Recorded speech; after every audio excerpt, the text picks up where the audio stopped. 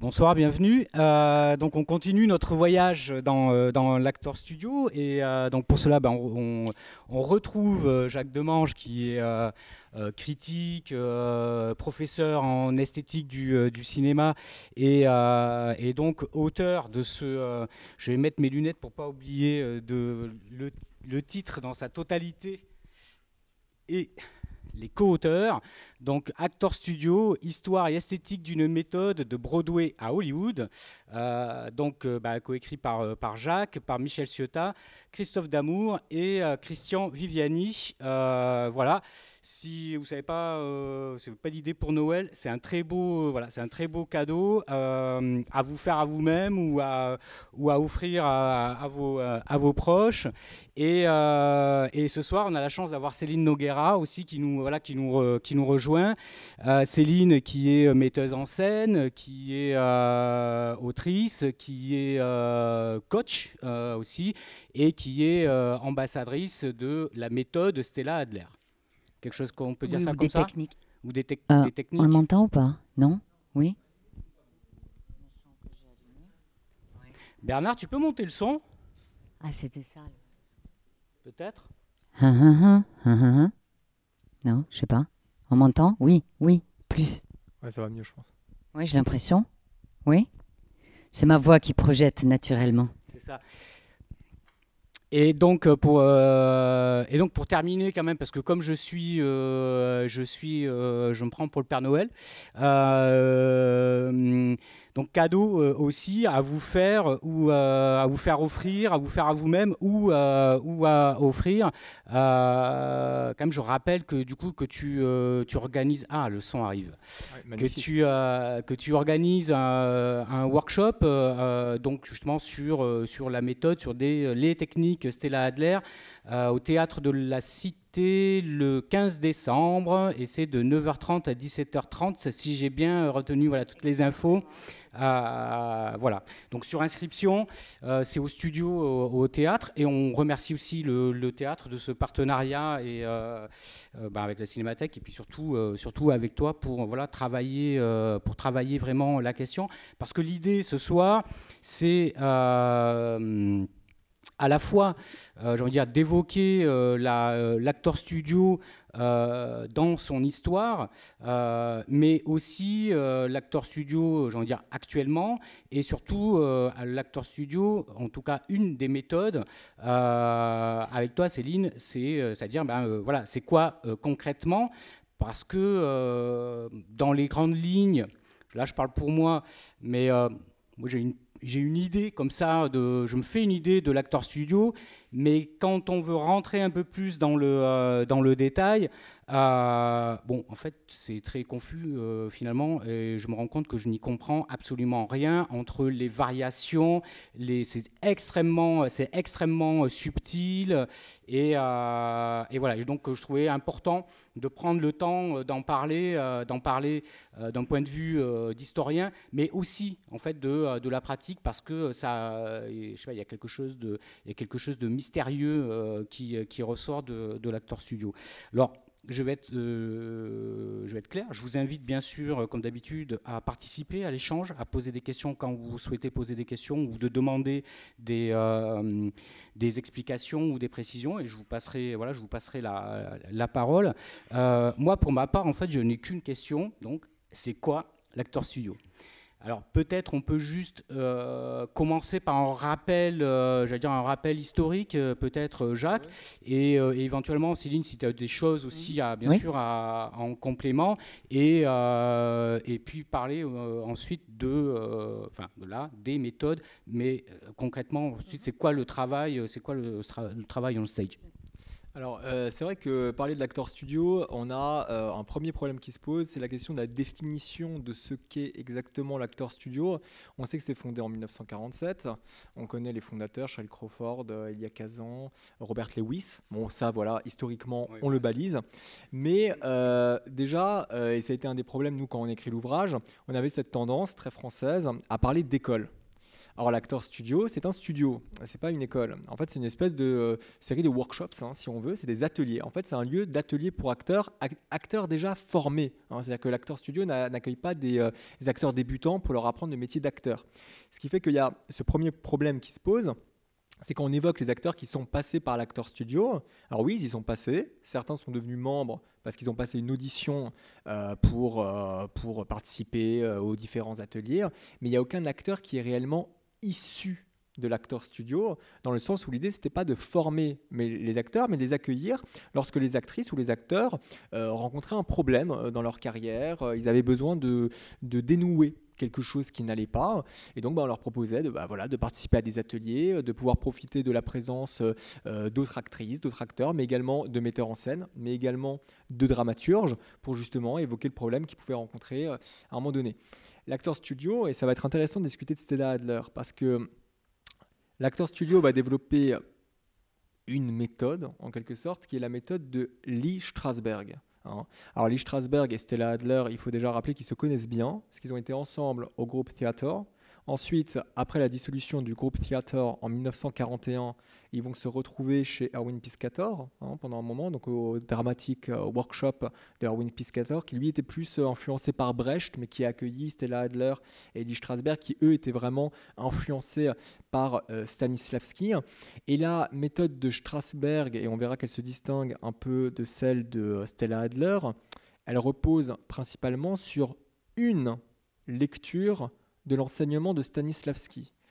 Est-ce que du coup tu peux peut-être dire bien un sûr. mot Alors Stanislavski, il faut rappeler, metteur en scène, qui dirige la compagnie du théâtre d'art de Moscou, fin du 19e siècle, début du 20e siècle, et qui a développé un système, c'est-à-dire que Stanislavski, déjà, il faut le rappeler, a un côté un peu révolutionnaire à la fin du 19e siècle et au début du 20e siècle, parce que il s'attache énormément à l'œuvre de Tchekhov, d'Anton Tchekhov, et il a le sentiment qu'Anton Tchekhov, on ne lui rend pas justice sur scène, qu'on l'interprète mal, parce qu'il a le sentiment que chez Anton Tchekhov, il y a beaucoup de choses qui tiennent au non-dit, au silence, à ce qu'il y a entre les lignes. Et donc lui, il va se demander finalement comment faire pour que les acteurs arrivent à interpréter ça également, ce qui n'est pas dit, ce qui est sensible, ce qui est palpable, mais ce qui n'est pas vraiment là.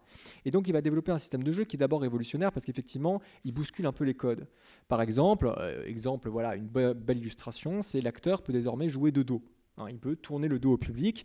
Alors que dans le théâtre européen de l'époque, l'acteur ne tournait jamais le dos au public. En fait, dans le théâtre de l'époque, l'acteur était moins vu comme un créateur que comme un médiateur. Il était là pour transmettre le texte au public, le texte du dramaturge.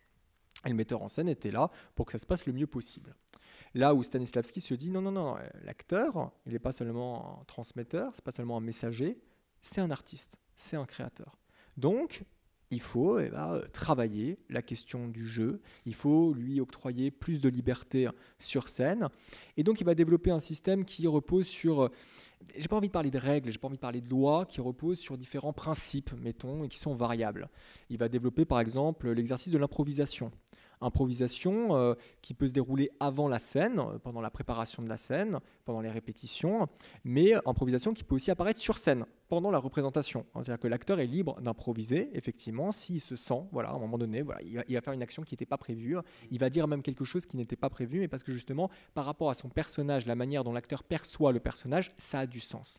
Parce qu'effectivement, pour Stanislavski, et c'est ça qui est très intéressant, c'est que quand il étudie une pièce avec ses acteurs, ils se réunissent autour d'une table, et ils ne se contentent pas de simplement répéter le texte qu'ils disent, ils cherchent à comprendre, tous ensemble, toute la troupe, la pièce, elle dit quoi ? Et là, ton personnage dans cette scène, finalement, c'est quoi sa motivation ? Alors oui, tes répliques, c'est ça, mais sa motivation, dans le fond, c'est quoi ?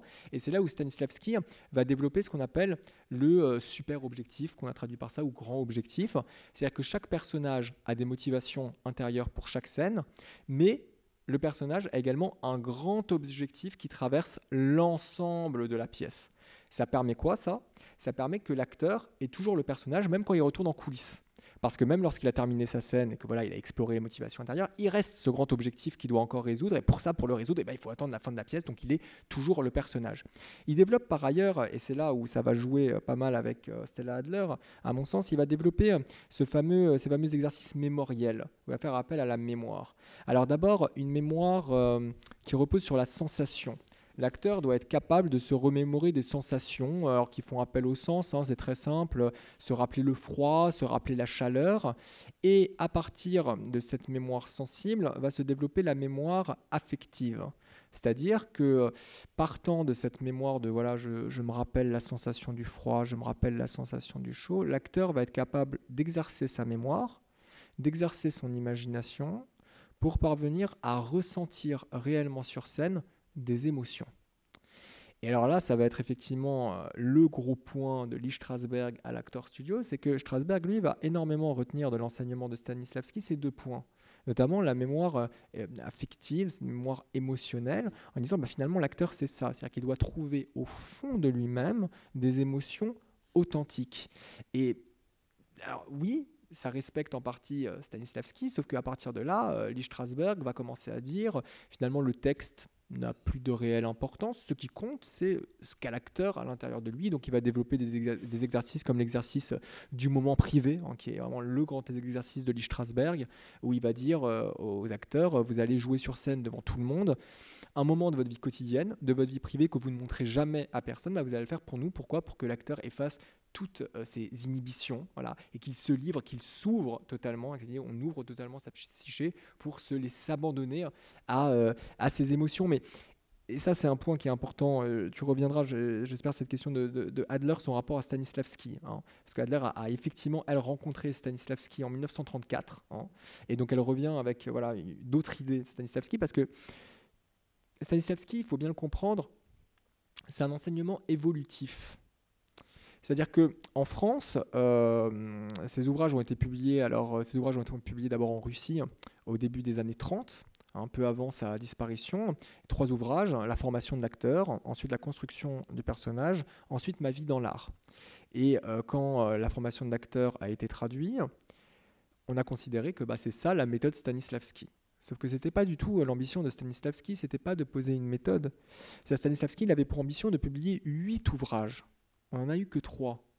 Ce qui signifie que il était encore en évolution, il était encore en gestation, en fait. Il essayait. Et c'était ça qui est surprenant avec Stanislavski, c'est que c'est quelqu'un qui ne s'est jamais figé dans un système. Aujourd'hui, on parle du système avec un grand S de Stanislavski, mais c'est un système avec un petit S. Lui, il l'envisageait comme ça, parce que amené à évoluer, amené à récupérer des idées chez l'un et chez l'autre, pour aboutir, pourquoi pas, peut-être à autre chose. D'où, effectivement, les ruptures qu'il y a eu entre les différents coachs aux États-Unis qui ont récupéré la pensée et la réflexion de Stanislavski, où ils ne s'accordaient pas sur le système parce qu'ils avaient une autre vision du système. Et là, je te laisse la parole par rapport justement à Stella Adler. Quelle vision elle avait peut-être du système Stanislavski?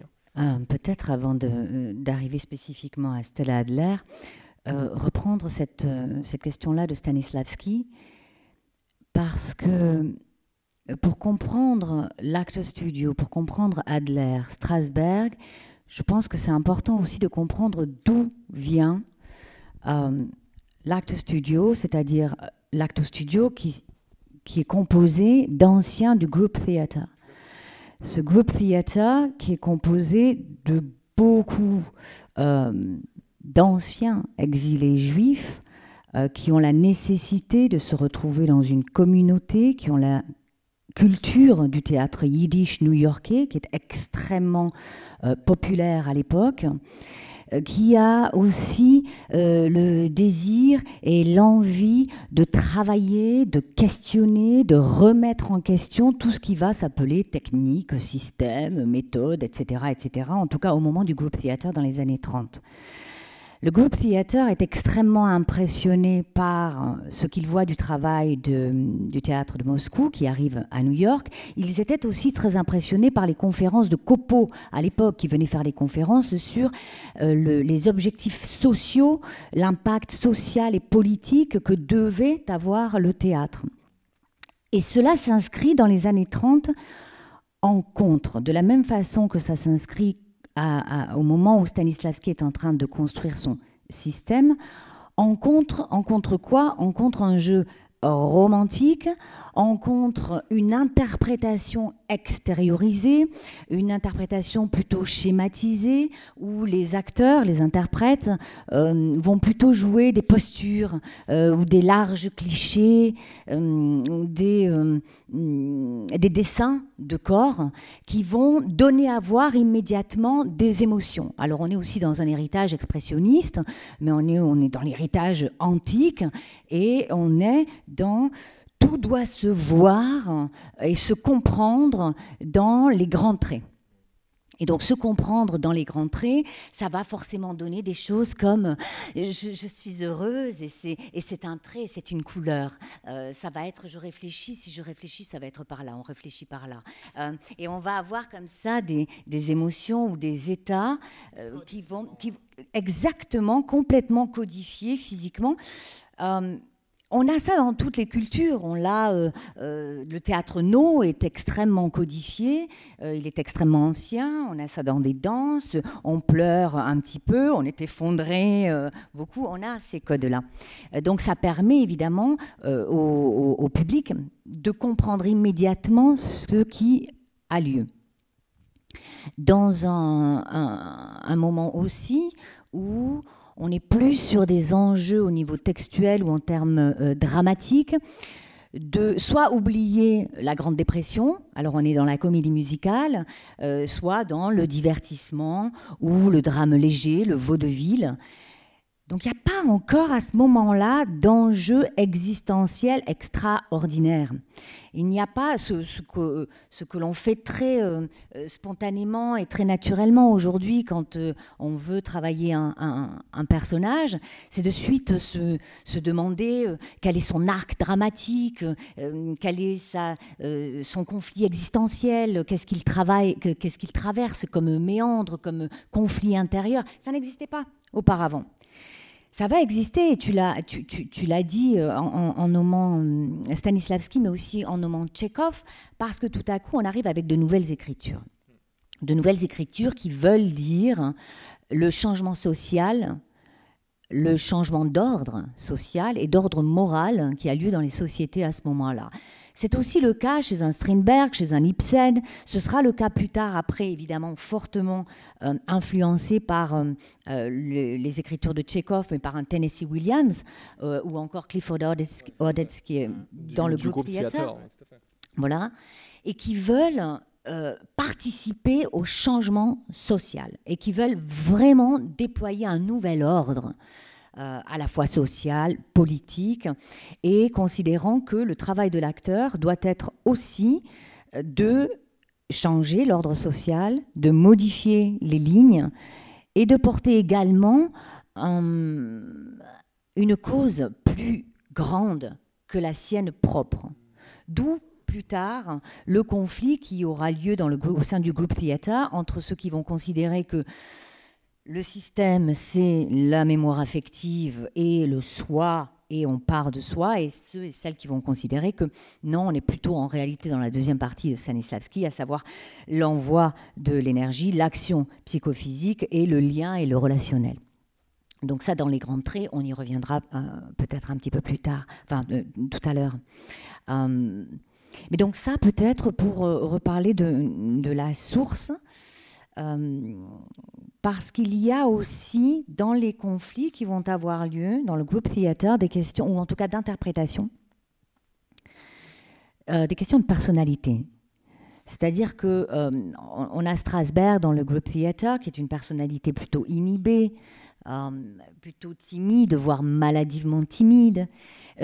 Et donc, pour qui ça convient très très bien, ce travail sur soi, peut-être égocentré, mais en tout cas très intérieur et intériorisé, maladivement même intériorisé. On le voit dans quelques figures mythiques. Moi, je pense immédiatement à James Dean quand je pense à Strasberg, parce qu'on est dans une espèce d'excès de contorsion, en fait, des limites de contorsion. Voilà, c'est ça l'idée. On a une contorsion physique qui vraiment met en valeur ce travail sur l'intériorité, où on peine à explorer, mais on y va quand même quand on bute, on creuse encore. Oui, tout à fait. Et on creuse dans le mal-être. Ah, c'est ça, tout à fait. On va creuser dans ce qui fait mal. Et ça, on le voit très très bien. Il y a une espèce presque de complaisance, sans parler de jouissance, parce que pour certains acteurs, vraiment, il y a de ça, d'aller là où ça fait mal. Ça, c'est le côté intériorisé que Strasberg va relever et qui lui convient. Stella Adler est une personnalité beaucoup plus histrionique, plus exubérante, qui porte une attention aux mots, qui a une culture du mot spécifique, qui a une culture de l'aristocratie beaucoup plus prégnante, qui a aussi un côté très divaesque, en fait. Et elle va privilégier un débordement physique. Elle va privilégier le lien, le relationnel à l'autre. Comment est-ce que je prends mon espace, comment je prends ma place, non pas par l'expression de mon émotionnel à outrance, mais comment je prends la place dans l'espace physique, avec les accessoires. Qu'est-ce que mes accessoires vont révéler de moi, de mon passé, de mes motivations, de mon objectif, comme tu le rappelais tout à l'heure. Et tout va être matière, dans tous les cas, quelle que soit la personnalité, à révéler la nouveauté pour ces années 30-là, qui est, et qui s'oppose à ce romantisme avant. On veut voir une vérité intime. On veut voir une vulnérabilité, ou la vulnérabilité de l'identité en cours, ou d'une identité qui est en train de se transformer. Et c'est pour ça que dans ces films-là, ce que l'on appellera d'ailleurs le cinéma moderne, où ces pièces-là font la part belle à l'arc dramatique. On voit des personnages en quête de sens de vie, en quête de sens de communauté, en quête de sens de soi, mais aussi en quête de transformation. Et c'est cela que le système va s'employer à révéler. Ils se rendent bien compte, je crois que ça part avec La Mouette de Tchekhov, à l'écriture de La Mouette, qu'ils n'ont pas les outils pour révéler ces fissures, ces failles intérieures, ces arcs, ces transformations. Et alors, ils vont travailler à la manière que sera plus tard l'Actors Studio, comme un lieu ressource, en fait. Un lieu laboratoire où ils vont essayer de voir comment est-ce qu'on peut donner à voir cet authentique. D'où, par exemple, on en parlait tout à l'heure, tout l'aspect relaxation, détente, le travail du corps, qui est là pour rendre le corps disponible. Et qui dit rendre le corps disponible, c'est donc rendre le corps disponible à l'émotion, à toutes les émotions. Comment est-ce que je vais gérer mes émotions? Comment est-ce que je gère mon ventre, puisque c'est le siège des émotions? Alors à ce moment-là, on ne sait pas encore que c'est le deuxième cerveau, aujourd'hui on le sait, mais comment est-ce que justement la détente et tous les exercices de relaxation que va encourager Stanislavski et tous les héritiers du système, c'est trouver tous les outils possibles et imaginables pour rendre le corps disponible, les émotions disponibles, malléables, transformables, et pour être le plus aussi le plus subtil ou le plus spécifique. Alors une des choses que l'on dit souvent dans le jeu naturaliste ou réaliste, qui nous vient encore de cet héritage-là, c'est comment on va faire au plateau, de façon consciente, ce que l'on fait tous les jours de façon inconsciente. Et ça, c'est aussi la montée du travail de phénoménologie, de psychologie, de psychanalyse, qui va aussi intriguer beaucoup, puisqu'on se rend compte que l'individu est pétri non seulement dans son corps d'une multitude de sensations, d'émotions, mais aussi évidemment dans sa psyché, d'une multitude de complexités, d'ambivalence, d'ambiguïté, que les interprètes de cette époque-là, et à commencer par les dramaturges et auteurs, veulent rendre compte. Ils veulent rendre compte de ces méandres-là. Donc, rendre l'inconscient visible, en fait, ça va être un double travail. C'est-à-dire que c'est le travail à la fois de préparation du rôle, mais c'est aussi les devoirs à la maison de l'artiste. C'est-à-dire que l'acteur de l'Actors Studio, Group Theatre, Stanislavski, c'est pas un acteur qui rentre chez lui ou une actrice qui rentre chez elle et qui s'arrête de travailler. En réalité, le travail est continu parce que c'est un système, une méthode, des techniques qui exigent une posture au monde et une posture à l'autre. c'est une posture de non-jugement, c'est-à-dire qu'on va regarder son personnage et on va essayer de le comprendre.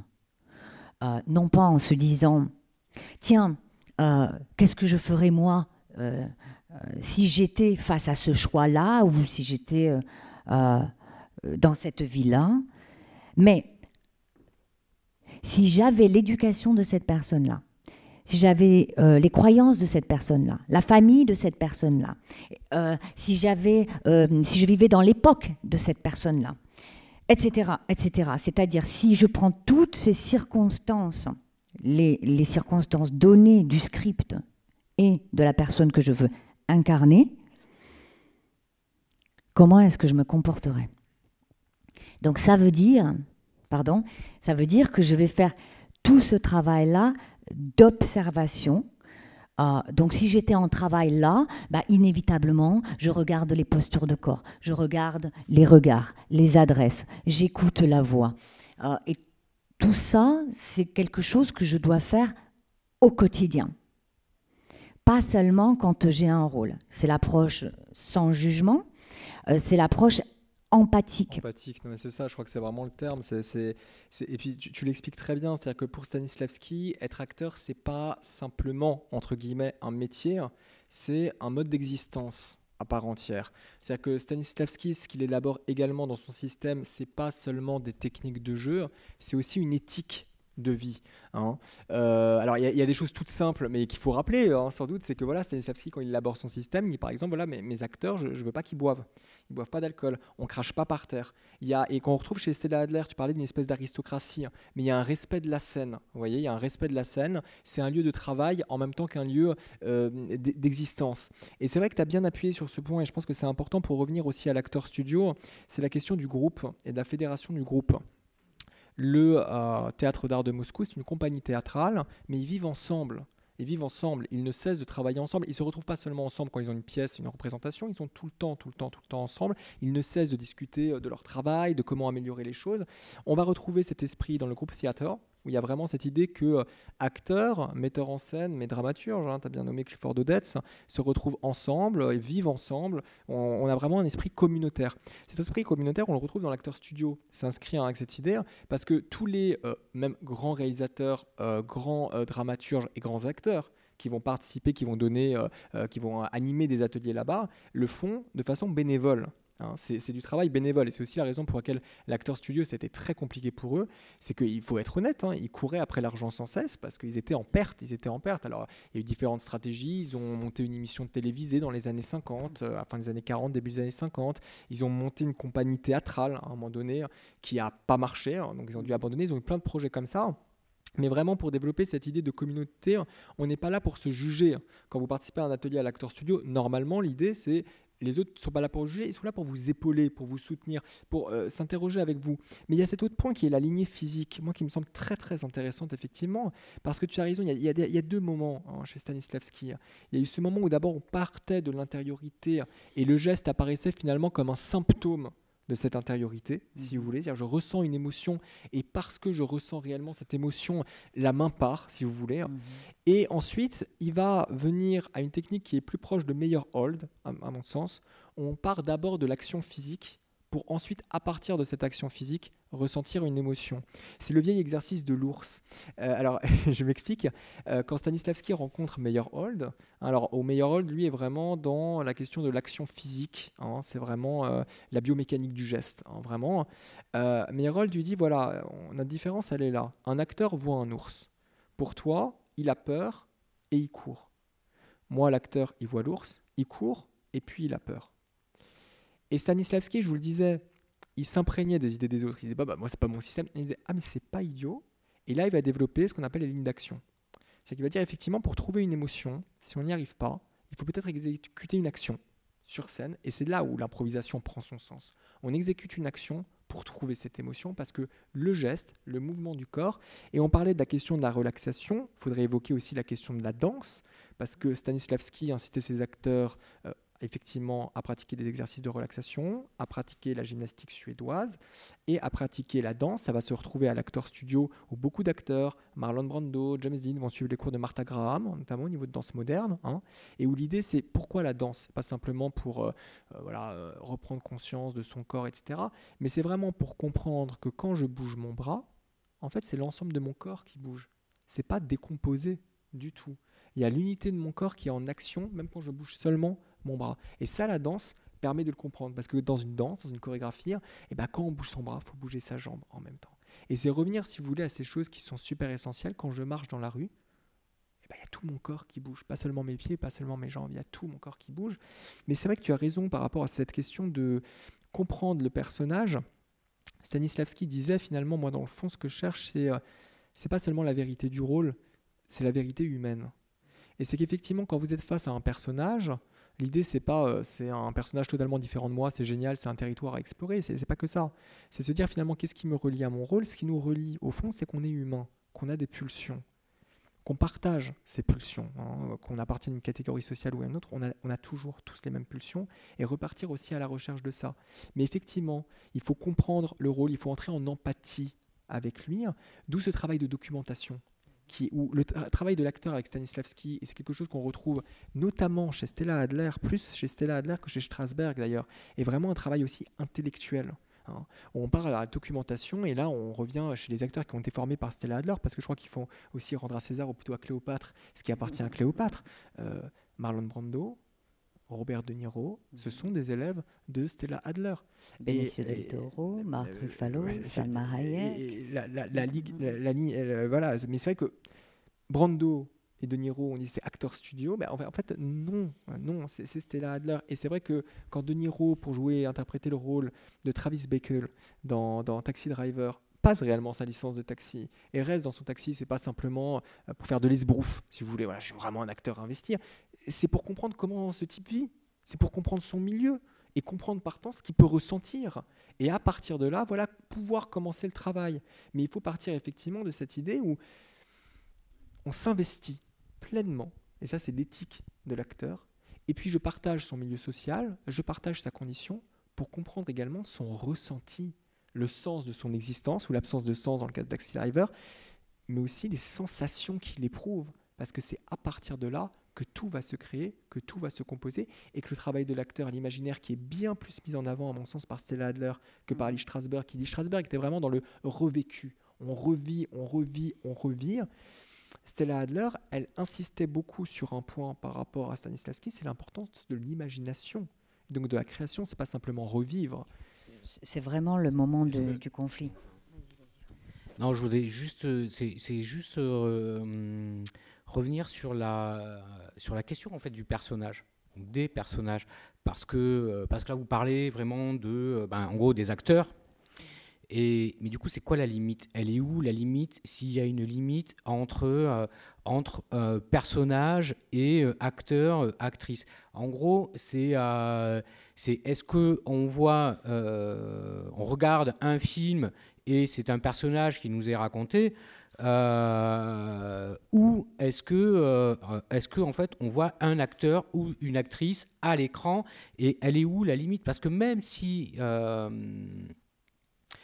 une part de documentation, de travail, mais en même temps, est-ce que c'est véritablement du vécu? C'est pas d'avoir fait quelques semaines le taxi qui fait de toi véritablement un taxi.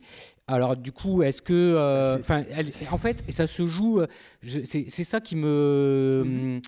en fait, c'est ça qui me trouble, moi, qui me fascine et qui me donne le vertige. C'est à quel moment je cesse d'être moi pour devenir un personnage, ou à quel moment je laisse quelque part le personnage pour finalement être moi-même à travers lui. Enfin, je sais pas très bien. C'est quelque chose qui me, c'est quelque chose. J'arrive pas à mettre le doigt là-dessus. Alors, je te laisserai la parole par rapport à Stella Adler, mais moi, je crois que là, tu touches à l'écueil de la méthode Strasberg.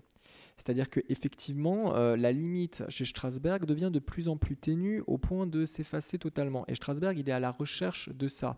Alors c'est vrai que Stanislavski disait finalement, le travail de l'acteur, c'est de se connaître lui-même. C'est-à-dire que vous ne pouvez pas interpréter un personnage différent de vous si vous ne connaissez pas un minimum vous-même. Mais par contre, Stanislavski avait dit, faites très attention avec la mémoire affective. Parce qu'il y a certains acteurs qui connaissent leurs limites, qui savent quand arrêter, et il y en a d'autres, ça peut donner des résultats épouvantables, pas en termes de jeu, mais parce que ça va ruiner leur vie. Ça va ruiner leur vie. Quand on est un acteur type Al Pacino, formé par Strasberg, ça fonctionne très bien parce qu'il connaît ses limites, mais il l'admet lui-même, il a du mal. Quand il fait Tony Montana dans Scarface, qui parle portoricain tout le temps, qui refuse d'adresser la parole à certains acteurs sur le plateau de tournage parce que son personnage ne s'entend pas avec leur personnage, il le dit longtemps après. Il faut qu'il y ait un vrai moment où en fait il est vraiment dans un sas de décompression, c'est vraiment ça l'idée, et où il se détache de son rôle. Il faut qu'il s'aménage ce moment-là. Ça marche très bien quand on est Al Pacino parce que on a cette rigueur qui est propre à Pacino, et puis on a aussi la possibilité de le faire. C'est-à-dire que Pacino, entre les tournages, il a le temps de ça. Un comédien qui, lui, est en représentation théâtrale, qui va répéter son rôle sans cesse, et puis après il doit enchaîner tout de suite sur un rôle, ça peut avoir des effets dévastateurs, mais c'est là où Stella Adler, je vais te laisser la parole. Tu l'évoquais très bien. Il y a la question de l'accessoire, il y a la question aussi du costume, la question du rôle de composition. Stanislavski le disait, qu'est-ce que vous feriez si vous étiez le personnage ? Dans ces circonstances-là. Si vous étiez le personnage, il y a déjà un effet de mise à distance. Strasberg, il avait modifié la question, c'est qu'est-ce que ferait le personnage ? Point. Parce que le personnage, c'est vous. Donc qu'est-ce que vous ferez vous ?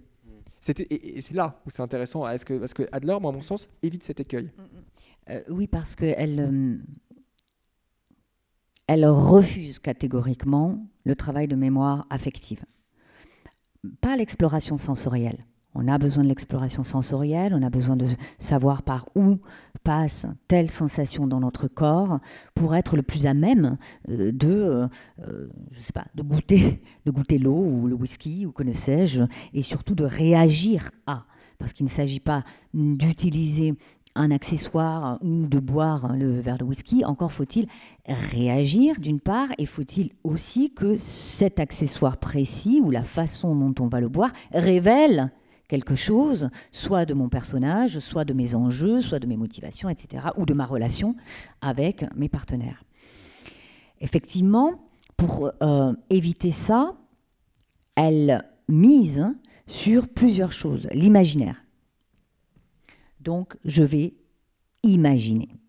Je vais faire comme si. Je ne vais pas imaginer par rapport à moi, dans ma vie, à moi, on est en 2023, je m'appelle Céline Noguera et j'ai eu telle éducation et je suis...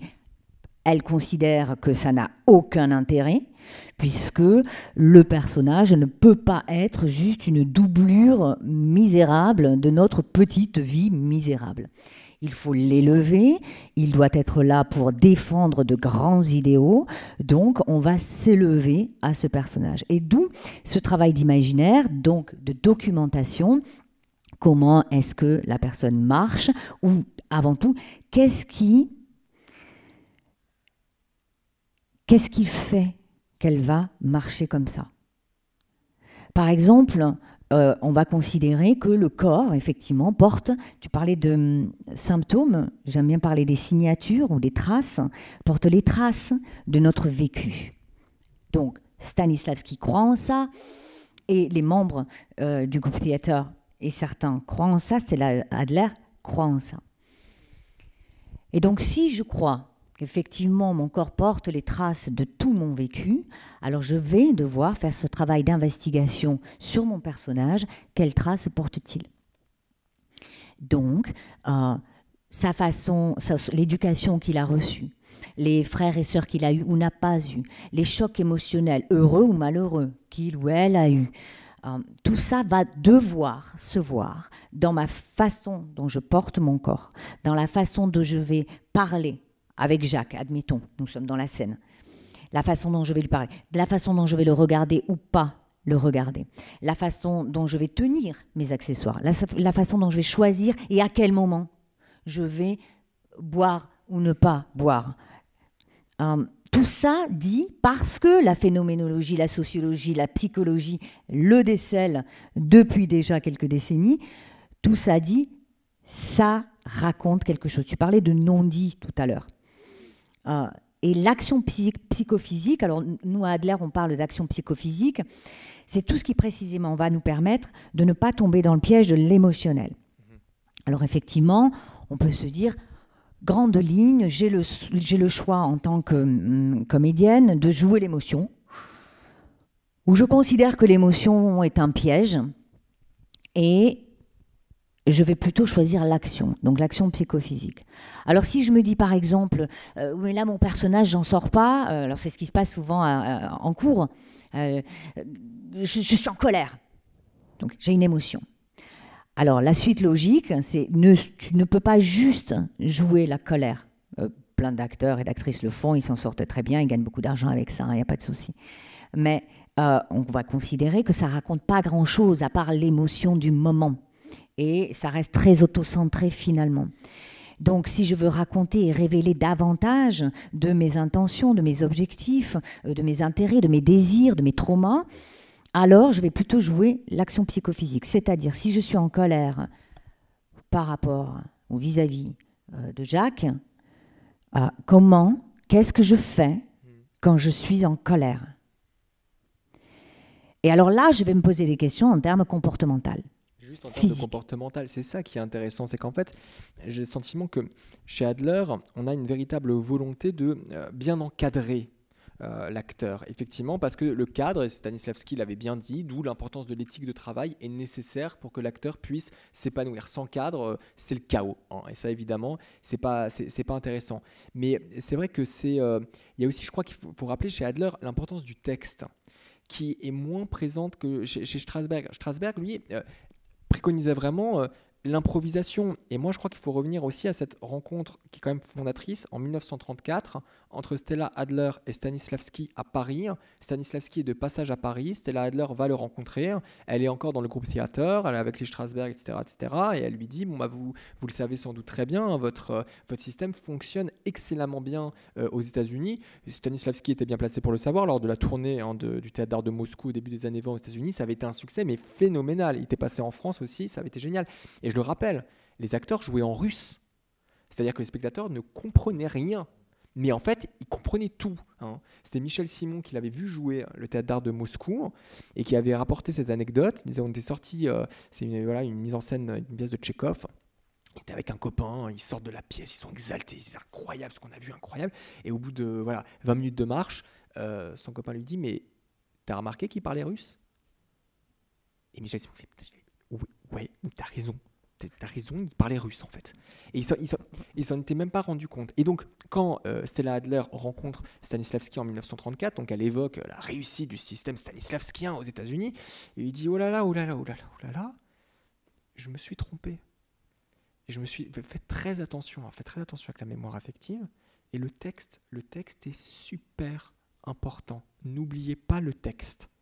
Et ça allait à l'encontre d'un moment où Stanislavski avait dit l'improvisation est super importante. Et par improviser, qu'est-ce qui se passe? À un moment donné, on laisse un peu de côté le texte. Et c'est vrai qu'Adler est revenu avec cette idée-là en disant attention tout de même, on a un texte à respecter qui est là aussi pour nous encadrer, qui est là pour favoriser notre travail d'exploration en fait. Et je vais juste spécifier effectivement cette question de texte, parce que quand Adler dit le texte est ultra important, le texte est important parce qu'elle considère que l'auteur de théâtre moderne a mis dans le texte les indices, c'est-à-dire les circonstances sociales, politiques du personnage, et qui va permettre à l'acteur, Adler avait des cours d'études scéniques, d'études d'interprétation, mais aussi d'études de texte, pour aller vérifier dans les mots utilisés par l'auteur, la façon dont les répliques s'échangent, les répétitions, l'arc dramaturgique, ce qui va donner des indices à l'acteur pour jouer son personnage. En ce sens, le texte est primordial, mais le texte est complètement secondaire dans le sens où il ne faut surtout pas jouer le texte, c'est-à-dire l'action du texte, mais l'action psychophysique. En cela s'oppose aussi à ce théâtre plus romantique, vaudeville que l'on avait, où « what you see is what you get ». je te dis je t'aime, point, on y croit. Il n'y a pas d'autre sous-texte, il n'y a pas de sous-entendu, il n'y a pas d'autre intention derrière, il n'y a rien que ce que je te dis. Le théâtre moderne dit, en réalité, quand les êtres humains, tu parlais de l'humain tout à l'heure, le jeu réaliste veut s'attacher à montrer la condition humaine et donc le comportement humain tel qu'il est en réalité, c'est qu'en réalité, quand les gens parlent, ils ne disent pas forcément la vérité. Et qu'en réalité, quand on parle, on est bourré de plein d'autres textes que la bouche ne dit pas, la langue ne dit pas, mais le corps dit. Et c'est ça que va chercher effectivement Stanislavski dans ce qu'on a appelé la deuxième partie du travail de Stanislavski, c'est-à-dire ce que d'autres comme Yoshio Ida, qui est héritier aussi de ça, vont appeler l'envoi de l'énergie. Comment en réalité je rends visible l'invisible, c'est-à-dire le non-dit, ce que l'on appelle le langage corporel. Du coup, comment est-ce que c'est visible? Est-ce que ce sont des signes qui sont rendus visibles? C'est-à-dire, en fait, là où je veux en venir, c'est que du coup, est-ce que on remplace un code par un autre code plus complexe, ou est-ce que c'est quelque chose finalement qui va transpirer sans que ce soit un geste peut-être auquel on prêterait attention, nous, spectateurs? Tu vois ce que je veux dire? Je vais commencer à répondre et tu me dis si j'ai bien compris la question. Là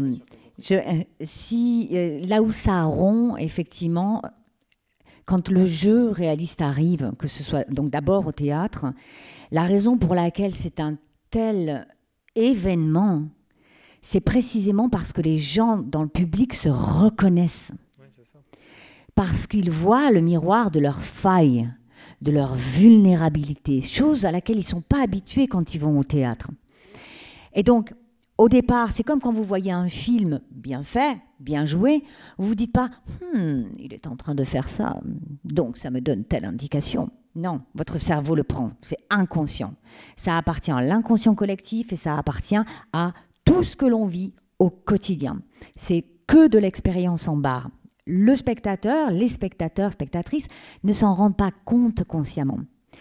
Et c'est le boulot des interprètes de le faire de façon très consciente, effectivement. De savoir que peut-être que... évidemment, je prends souvent les mêmes scènes, mais on va prendre Brando. Brando dans la scène d'introduction du Parrain. Alors, on sait que c'est Corleone, on sait que c'est une brute tyrannique, on sait qu'il appartient à un clan sanglant. Et cette première scène nous montre un patriarche fier, stable, fiable, doux, tendre. On le voit à la première scène, on se dit bah, si on décortique, Marlon Brando a choisi un chat. C'est ça, il passe par l'accessoire. C'est ça qui le rend acteur adlérien. C'est que finalement, effectivement, pour exprimer cette douceur et la complexité de son personnage, qui tu as raison, on le sait, c'est un mafieux, donc a priori, il n'a pas les mains très propres, quoi. Mais effectivement, parler de mains, c'est ça qui est intéressant, quoi. C'est qu'effectivement, on a un geste qui vient, celui de caresser le chat, qui renvoie, mais c'est pas intellectualisé par nous. C'est pas, le seul truc, c'est que nous, on a déjà tous caressé un chat, en fait. Et ce qui fait qu'on va pouvoir s'identifier à lui, déjà, par rapport à ce geste. Donc on s'identifie avec lui, donc il y a une identification empathique à ce moment-là. Et ce qui fait qu'à ce moment-là, on ne peut pas simplement le voir comme un parrain de la mafia, c'est un humain. C'est un être humain. C'est un être humain. Et c'est vrai que cette question du geste que tu évoques, c'est aussi là où est intéressant la pratique de l'improvisation. L'improvisation, elle n'est pas là simplement pour rendre sa liberté à l'acteur. Elle est là aussi pour trouver. On est en régime de l'exploration, de la trouvaille. Elle est là pour trouver un geste. Soudain, l'improvisation, votre personnage se met à balbutier.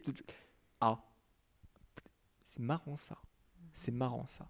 Ça, on pourrait le réutiliser. Ça pourrait... Et on rentre vraiment après dans ce travail intellectuel. C'est venu du corps, mais tu as raison, c'est là Adler, voilà, on cherche, on décortique la pièce comme le faisait Stanislavski, chose qu'a oublié effectivement Strasberg. Alors pour des raisons assez évidentes, c'est parce qu'à l'Actors Studio, il n'y a pas de compagnie théâtrale. C'est pas l'idée, c'est pas on va faire une représentation, donc on travaille un texte. Mais c'est vrai que quand il donne des exercices de pièces, des morceaux de scène à étudier avec ses acteurs, c'est pas l'étude du texte qui est important. C'est étudie-toi toi-même. Et c'est pour ça qu'à la mort de Strasberg, donc on est en 1982, donc 83, 82, Elia Kazan reprend un peu le pouvoir à l'Actors Studio et dit de quoi on a hérité avec le passage de Strasberg. On a des acteurs qui ressemblent à des zombies. Vraiment, c'est des morts vivants. En fait, tout ce qu'ils font, c'est se gratter leur croûte, leur plaie, en fait, constamment. Ils sont passés maintenant dans le mode du jugement. C'est-à-dire que quand il y a des exercices, tout ce qu'ils font, c'est se juger. Ils sont égotistes au maximum. Il n'y a plus eux il y a que eux qui comptent, quoi. Et ça, c'était pas notre but à l'origine. C'était pas notre but à l'origine. Il faut qu'on reprenne les choses en main. Et donc, on est au milieu des années 80. Et il y a 15 ans à cette idée, ça a été un vœu pieux parce que malheureusement, l'Actors Studio n'a pas retrouvé sa flamboyance première. Continue à exister malgré tout aujourd'hui, mais c'est associé avec une université américaine. Et effectivement, maintenant, on peut avoir un diplôme en passant par l'Actors Studio. Ça a un peu changé, en fait. Voilà, ils sont devenus rentables, hein, l'Actors Studio, en fait. Mais ils avaient aussi cette nécessité-là. C'était obligatoire, hein, sinon ça allait s'écrouler. Mais... c'est vrai que cette question du, tu vois, le geste finalement, est-ce qu'on arrive à le décortiquer? Non, parce qu'effectivement, cette question du geste qui n'est pas nécessairement un geste hyper calculé, qui est simplement un geste humain, en fait, il est là justement pour exprimer un affect, pour ressentir quelque chose de la part d'acteurs. Et Stanislavski le disait, moi je ne veux pas que les spectateurs, en voyant une pièce, ils soient transportés dans un monde qui n'a rien à voir. Je veux qu'ils se voient eux-mêmes. Je veux qu'ils aient la sensation qu'on parle d'eux. Pas parce que les personnages appartiennent à la même catégorie sociale, mais parce que ils ressentent des choses. Ils ressentent un truc que moi j'ai déjà. Et ça peut passer simplement par un geste qui permet effectivement, qui favorise cette identification. Moi je qualifierais de identification empathique, vraiment. Est-ce que du coup, Céline, une question, parce que comme tu disais, le travail, le travail c'est tout le temps. Voilà, ça ne s'arrête pas. Mais est-ce que ça veut dire que ce travail, pour préparer aussi peut-être des improvisations, ça veut dire que c'est une réflexion permanente sur tiens, qu'est-ce que je suis en train de faire comme geste, je sais pas, qu'est-ce que font les autres? Tu vois, je suis en train de faire la vaisselle tiens, peut-être que là, ce geste-là, ça pourrait exprimer tel ou tel truc. Et du coup, est-ce que je vais le travailler ou est-ce que mais je crois que je sais pas, tu vois, est-ce qu'on cherche, est-ce que tu cherches tout le temps d'abord tu observes et ensuite tu cherches et tu te dis ah ouais tiens mais si je le travaillais comme ça je pourrais peut-être développer tel signal, telle émotion voilà, de façon assez subtile et du coup tiens je me le garde derrière la tête parce que peut-être que je pourrais le réutiliser dans telle ou telle situation ou je sais pas, ça veut dire qu'en gros tu es tout le temps en train de décortiquer tout ce que font les autres et tout ce que tu fais en te disant qu'est-ce que... C'est-à-dire que, alors moi il fut un temps dans ma vie où je considérais que c'était ma mission suprême, donc je ne faisais que ça. J'étais un peu comme ce group theater talmudique. Hein. On va tout remettre en question tous les jours, on va décortiquer, je scrute. Je dis ça un peu en souriant, mais ça appartient aussi à mon histoire. Et c'est pour ça que le group theater, on en parlait légèrement tout à l'heure, je crois, j'ai été extrêmement attirée par ça, parce qu'il y a aussi une quête d'exil en exil, d'aller aux racines, d'aller à la racine des choses, d'honorer des choses plus grandes que soi également. Le fait aussi, mes parents, et ça je le retrouve fortement dans mon parcours, mes parents sont toujours portugais, et ils ne nous parlaient pas, mes sœurs et moi, en portugais. En revanche, ils se parlaient entre eux portugais quand ils ne voulaient pas qu'on comprenne. Et moi, je voulais comprendre. Et c'est mes premiers pas pour scruter et comprendre par le corps au-delà du texte. Et donc, moi, tout mon parcours est porté par comment comprendre au-delà du texte. Donc, après, on est plus ou moins obsessionnel. Donc certains vont le faire 24H, d'autres vont se dire je vais poser ce moment sera dédié à l'observation. Quand tu parles de l'observation, est-ce que je dois me regarder? Alors l'idéal c'est de ne pas le faire sur soi. L'idéal c'est de le faire sur les autres. C'est de s'inspirer des autres, c'est-à-dire des étrangers, c'est-à-dire des étrangers à moi-même, pour aiguiser mon regard sans jugement, pour aiguiser mon regard de l'empathie. C'est en allant chercher les différences et les autres que je ne comprends pas a priori, que je vais peut-être mieux développer mes outils, ma palette. Si je pars de moi, je ne ferai que peindre mes personnages à la lueur et à l'aune de ce que je suis moi, et j'en aurais vite fait le tour. Mais j'ai mieux fait d'aller scruter des corps qui me sont étrangers, des cultures qui me sont étrangères, des façons de penser, des éducations qui me sont étrangères, pour aller nourrir. Et donc, effectivement, oui, il m'arrive, comme il arrive à nombre de ces praticiens on va dire de la méthode ou des techniques, il y a plusieurs noms. Alors, juste petite parenthèse d'ailleurs sur ces questions de système, méthode. C'est vraiment Strasberg qui a voulu dire c'est la méthode, et non seulement c'est la méthode, mais c'est ma méthode. Avec un grand M, voilà, clairement. Voilà. Pour le retour de Stella Adler, qui revient après avoir rencontré Stanislavski, elle dit également que malheureusement tout le monde est malheureux avec son histoire d'introspection personnelle, de creuser la mémoire affective. Et c'est là qu'effectivement Stanislavski lui dit on n'en est plus là du tout. Et qu'il y a effectivement toujours cette question de remise en question, de quête, de recherche, toujours des outils.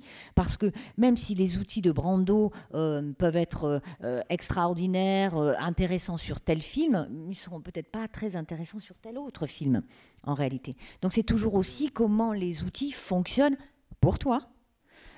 Et pour ce personnage-là en particulier, et pour ce rôle-là, pour cette pièce-là ou pour ce film-là, etc. Ils ont évolué, les outils, c'est-à-dire qu'il y a de nouveaux outils, on est toujours sur des exercices qui sont, disons, à la base. Est-ce que avec le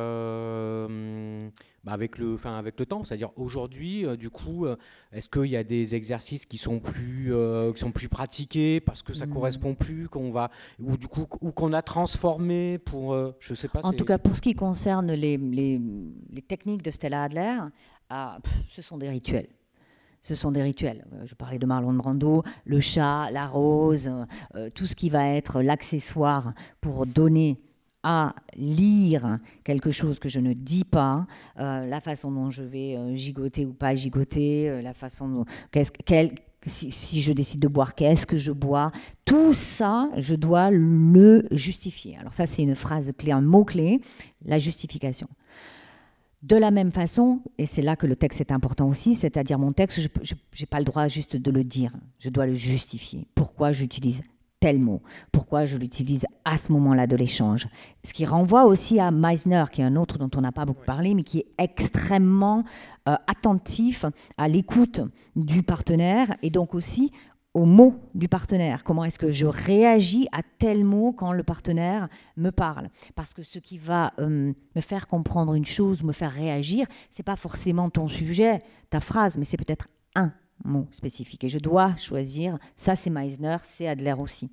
Ces exercices sont immuables dans le sens où, si on veut vraiment respecter le travail de construction du personnage, on va répondre à tout ça. On passe par là. On peut le faire de façon, plus ou moins exhaustive, ou certains diraient plus ou moins paresseuse.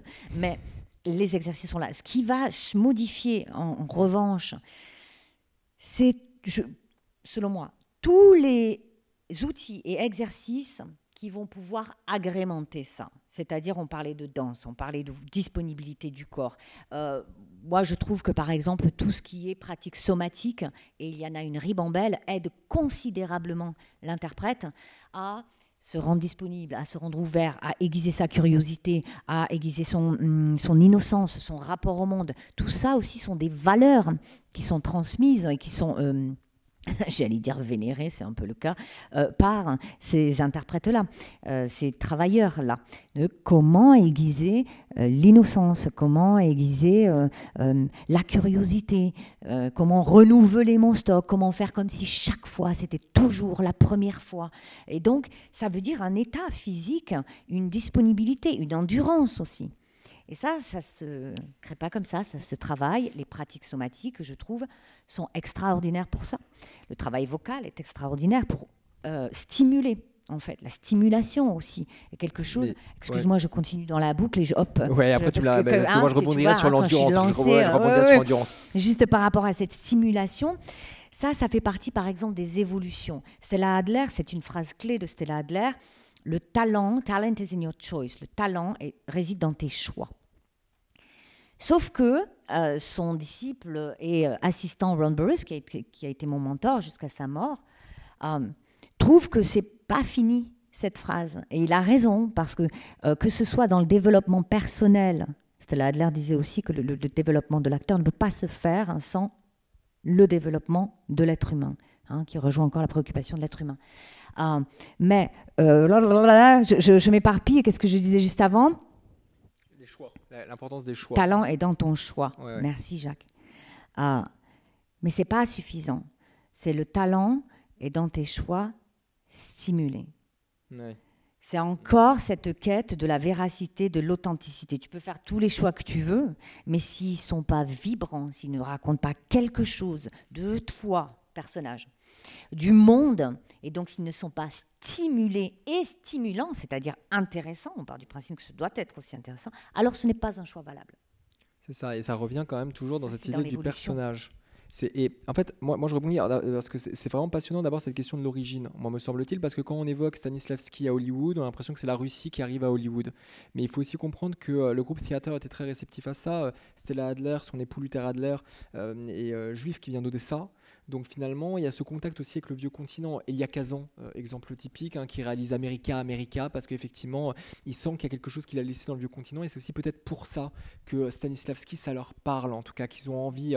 Voilà, parce qu'il y a cette question d'origine et de nouvelle origine qu'on retrouve en fait aux États-Unis. Et comment est-ce qu'on recommence ? On recommence sans cesse, en fait, cette quête-là. Mais je rebondirais sur cette question, les nouvelles techniques de jeu, plus alors d'un point de vue de spectateur et analyste, parce qu'on les repère. Tu as évoqué la question de l'endurance. Et c'est vrai que depuis le début des années 80, et souvent, alors on pose comme balise, nous c'est ce qu'on fait dans l'ouvrage, c'est Raging Bull avec Robert De Niro, c'est le régime de la performance. C'est-à-dire que l'acteur dorénavant, il perd réellement du poids, il prend réellement du poids. Et là, il faut quand même blâmer la critique pour quelque chose à mon sens, c'est qu'on sait trop... Alors, quand Raging Bull sort, il y a cette Pauline Kael, la célèbre critique américaine, qui dit... je sais pas ce que c'est que ce truc. Je sais pas s'il joue bien. En fait, De Niro, c'est juste super bizarre, en fait. Et on va dire, bah oui, parce qu'en fait, tu penses pas en fonction du personnage, tu penses en fonction de l'acteur. Et oui, en fonction de l'acteur, ce régime de la performance, c'est très étrange. Mais quand on en fait des tonnes sur Christian Bale, en disant, pour The Machinist, il a réellement perdu plein de kilos. Quand on en fait des tonnes sur Daniel Day-Lewis, il a réellement il s'est réellement handicapé lui-même pour jouer telle scène, il s'est réellement mutilé. Mais d'accord, mais il faut revenir aussi à l'acteur. Pourquoi il fait ça ? Et c'était Joaquin Phoenix qui l'avait très bien exprimé à propos de Joker. On n'avait pas arrêté de lui poser la question. Alors, vous avez perdu combien de kilos ? Alors, là... Et après qu'il a reçu l'Oscar, il y a encore un journaliste qui lui dit alors, est-ce que vous pouvez revenir sur votre performance et la perte de kilos ? Et il dit que je n'en peux plus. Vous m'avez juste interrogé sur ça. Mais en fait, si j'ai fait ça, c'est pour mon personnage. C'est pas pour qu'on parle de ma performance en disant le type est tellement investi. C'était un travail dans le but de comprendre la psyché de mon rôle. Moi, j'avais besoin de comprendre, pas moi, j'avais besoin de comprendre comment un personnage qui a un poids aussi maigrelet et qui en plus prend des médicaments, comment est-ce qu'il peut percevoir le monde ? C'est ça qui m'intéressait dans cette perte de kilos. C'était pas pour autre chose. Et là, ça renvoie à cette question, à mon sens, de la réception du monde aux alentours. Tu disais, voilà, est-ce que tu décomposes tes gestes en faisant ? Non, tu as raison. Stella Adler, elle insiste beaucoup sur ça, sur soyez réceptifs au monde qui vous entoure, aux personnes qui sont très éloignées de vous, parce que c'est là que vous avez quelque chose à chercher. Et là, on revient sur la question de la vulnérabilité. À mon sens, il y a la méthode Strasberg. J'ai une plaie, je la montre. Vous voyez, j'ai une plaie, c'est terrible, elle est ouverte. Mais une plaie ouverte, ça veut dire qu'on est aussi ouverte au monde. Et ça veut dire qu'être vulnérable, c'est qu'on est aussi dans l'affect constant, dans l'empathie, dans cette idée de j'essaye de comprendre l'autre, pas seulement pour me comprendre moi-même, mais aussi pour comprendre la multiplicité des humanités que je vais être amené un jour à interpréter à l'écran ou sur une scène de théâtre. Et là, à mon sens, c'est là où se situe la vraie différence Strasberg-Adler. Enfin, moi, je crois. En tout cas, c'est comme ça que je le perçois encore aujourd'hui. C'est-à-dire qu'effectivement, tu le fais très bien. Hein, c'est regarde comme ça fait mal et regarde comme c'est profond. Et regarde comme j'en pleure et que j'en hurle. Donc oui, et c'est excessif. Hein, ça peut être excessif. Il y a des excès des deux côtés, de toute façon. C'est difficile de toute manière pour n'importe quel interprète d'aller jouer un personnage complexe sans en faire l'expérience. Il faut se rendre compte, et les études aujourd'hui le disent, l'imagination, Stanislavski parle du muscle de l'imagination versus le muscle de la langue. Hein, on ne fait pas que parler, mais comment on s'embarque dans une construction de personnage. L'imagination, à partir du moment où on utilise ce biais, ces exercices-là, le cerveau ne fait plus la différence entre l'exercice et le réel. À partir du moment où on travaille l'imaginaire, le cerveau pense que c'est de l'expérience réelle. C'est ce qui fait aussi, on dit beaucoup, ces acteurs ont de l'épaisseur, ils ont de l'étoffe. Ce qui fait qu'ils ont de l'étoffe, c'est qu'ils accumulent de l'expérience. Ils accumulent de l'expérience, soit parce qu'ils vont la chercher, tu parlais de Taxi, ils vont aller chercher des expériences, mais également parce que le travail de l'imaginaire, de se mettre dans la peau d'eux, leur crée des couches et des sous-couches de ressenti. Quand on a Forest Whitaker qui joue le dernier roi d'Écosse, il n'est pas Strasberg dans son approche, il est plutôt extrêmement méthodique, c'est-à-dire quand je dis méthodique, c'est plutôt pas method, mais plutôt à distance. Il est totalement dans l'imaginaire et il est totalement dans le travail que je dis talmudique. Il va parler des langues et il veut s'assurer de maîtriser deux langues différentes que l'on parle en Ouganda. Il va étudier le comportement du dictateur qu'il joue. Il va rencontrer la famille. Il va essayer de comprendre. Il n'est pas dans un jeu émotionnel d'écorché vif versus James Dean, versus Charlize Theron qu'on voit tout à l'heure.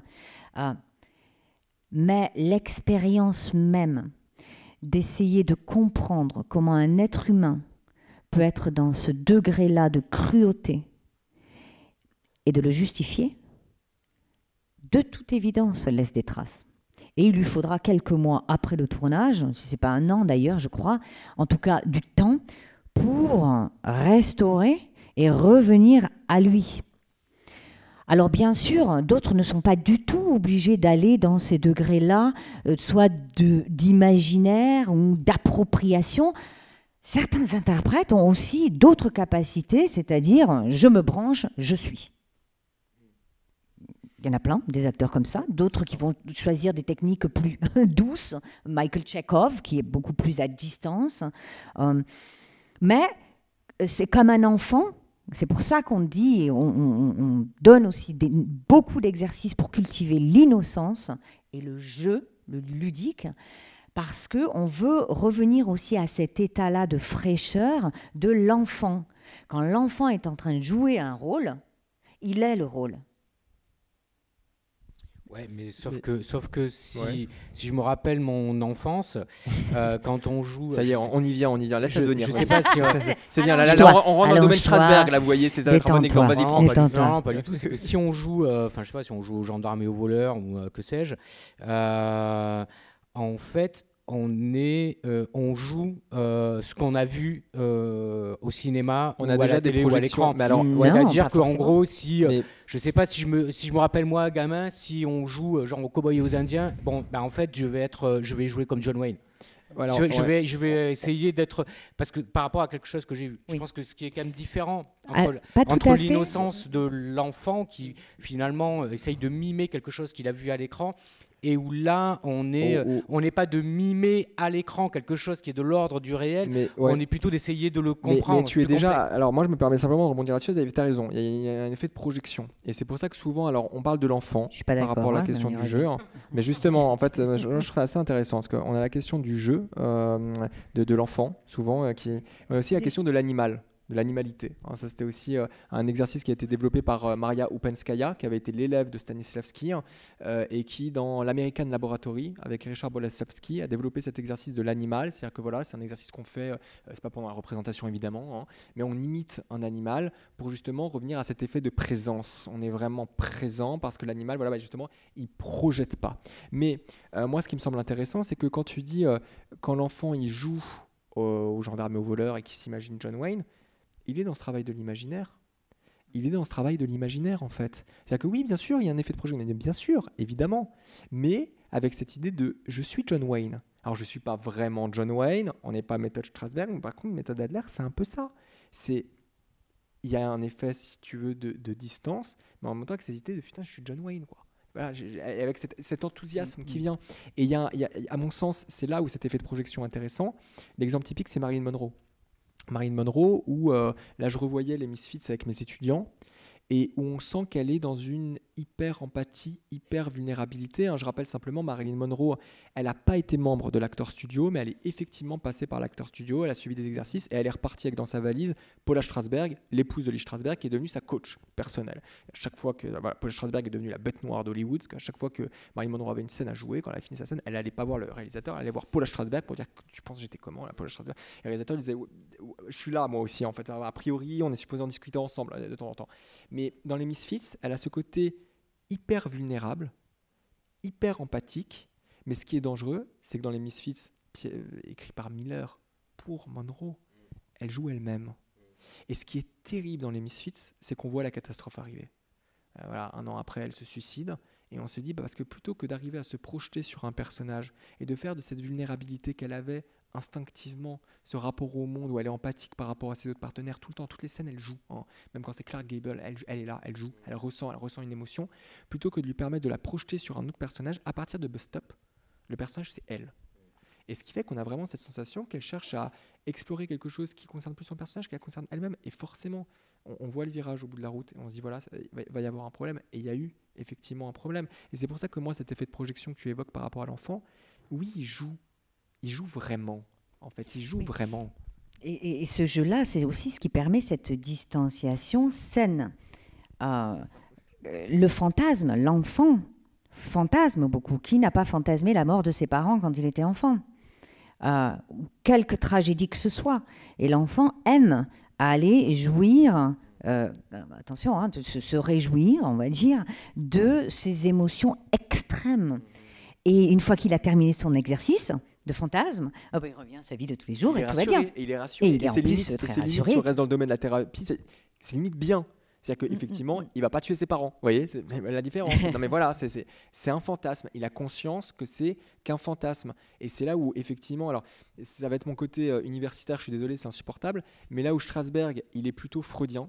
C'est-à-dire qu'on a vraiment toujours le retour sur soi, c'est l'individualité, tout est symptôme chez Strasberg. Adler, elle est plutôt jungienne.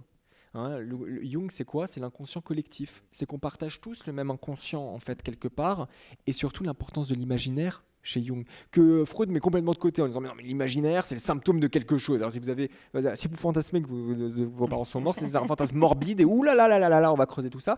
Jung dit bah non, mais ce fantasme on le partage tous. Dans plein de cultures différentes on a ce fantasme là. La question c'est la question de l'imaginaire et le fait que l'inconscient c'est une entité qui vit toute seule, qui s'épanouit tout seul, et parfois on peut aller y piocher, parfois non. Et c'est ça pour moi aussi une différence fondamentale à mon sens. Je voulais également rebondir sur l'imitation, parce que tu as utilisé le mot imitation, qui est totalement proscrit pour nous, par exemple. Et justement, l'exercice de l'animal, par exemple, alors ça c'est un exercice que j'aime beaucoup faire et que j'ai fait aussi avec Slava Dolgachev, qui venait du théâtre de Moscou. Oui. Et donc on est vraiment dans ce travail extrêmement physique, pareil, d'aller essayer de jouer l'invisible, donc la vibration, les restes. Une fois qu'on est parti de ce lieu, il y a des restes d'énergie. Voilà, ça c'est la deuxième partie du travail de Stanislavski. Je citais Yoshio Ueda. Le travail de l'animal, il joue là-dessus. Et l'enjeu n'est pas d'imiter l'animal. L'enjeu, c'est de devenir l'animal. Ce qui est très différent, parce que imiter, je vais rester à distance, je ne comprendrai pas le rythme, la respiration, l'intention de l'animal, le besoin primaire de l'animal. Je reste à distance.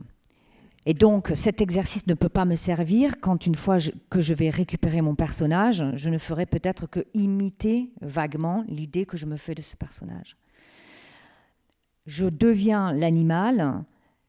Je vais d'abord passer un temps à observer cet animal. Je choisis l'animal. Je vais l'observer à distance.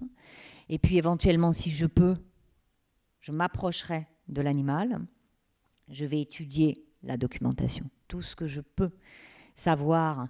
Je me rappelle le premier exercice que j'avais fait, j'avais pris le jaguar parce que j'avais compris, je voulais un félin. Mais le jaguar a cette particularité chez les félins qu'il a la puissance visionnaire que d'autres félins n'ont pas, que les autres félins. Alors ça va se jouer à ces détails-là.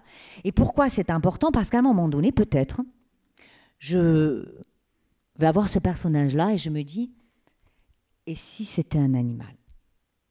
De la même façon qu'on se dit, si c'était une matière, si c'était un élément naturel, eh bien, je vais aller faire mon exercice.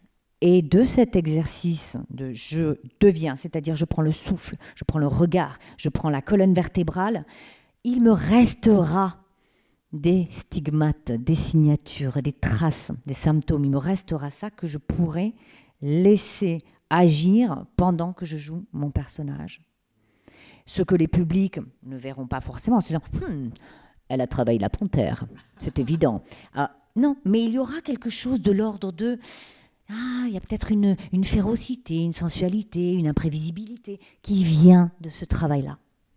C'est ce qu'on retrouve chez beaucoup d'acteurs de la méthode, des actrices de la méthode. Kim Hunter dans Tramway nommé Désir, quand elle descend les marches, il y a un côté félin chez elle où on se dit pas ah oui c'est une panthère, mais il y a cette impression féline. Et c'est marrant ce que tu dis parce que à nouveau, je suis désolé, mais je me dis il y aura un truc à creuser. C'est exactement ce que dit Jung avec le concept du soi, avec un grand S. C'est qu'il dit il y a quelque chose à l'intérieur de nous tous, toutes et tous, qui en fait nous relie, pas simplement entre nous, mais nous relie avec l'animal, avec les végétaux, même avec les étoiles en fait. Et c'est cette sensation-là que l'exercice de l'animal permet aussi d'éprouver, en fait, à mon sens, c'est revenir à une pure sensation de présence. Et là, peut-être, où Strasberg et Adler se rejoignent, parce qu'il faut quand même, voilà, il y a quand même un socle commun, si vous voulez, c'est cet effet de présence. C'est que chez tous les acteurs, qu'ils soient passés par Strasberg, qu'ils soient passés par Adler, qu'ils soient passés par Meissner, où la question de l'écoute est extrêmement, effectivement, importante, il y a dans les films qu'ils interprètent, dans les pièces qu'ils interprètent, un pur effet de présence. C'est Richard Nelson, le metteur en scène américain, qui actuellement, on en parlait juste avant, met en scène une pièce qu'il a adaptée de Ma vie dans l'art de Stanislavski. Alors la pièce s'intitule Notre vie dans l'art, c'est joué à Paris en ce moment, où en fait la pièce raconte le quotidien de la compagnie du théâtre d'art de Moscou lors de leur tournée américaine. Donc, c'est assez intéressant. Et donc lui travaille vraiment selon le système Stanislavski, en tout cas ce qu'il en a compris, ce qu'il en a retiré.